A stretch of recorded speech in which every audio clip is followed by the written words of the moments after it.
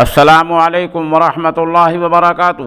ناظرین، ہماری خبر کا عنوان ہے دارالعلوم دیوبند کے معین مہتمم حضرت مولانا قاری عثمان منصور پوری دامت برکاتہم کی طبیعت پہلے سے بہتر۔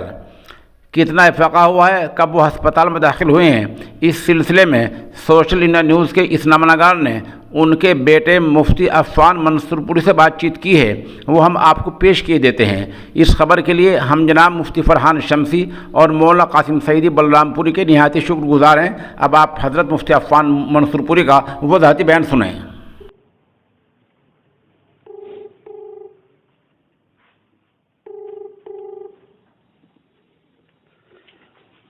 السلام علیکم ورحمۃ اللہ وبرکاتہ۔ جی وعلیکم السلام ورحمۃ اللہ وبرکاتہ۔ حضرت میں کیرانہ سے بلال بجلول عرض کر رہا ہوں جی۔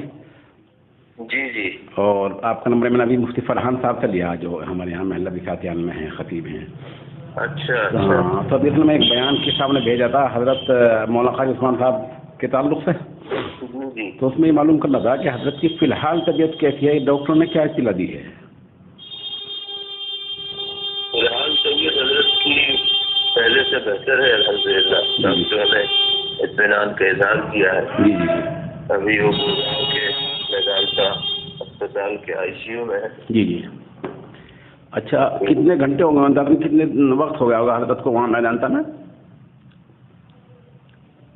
کل رات 10 بجے یہاں پہنچے تھے، جی جی پھر ایمرجنسی وارڈ میں رہے، پھر 4 بجے آئی سی یو میں منتقل کر دیا تھا۔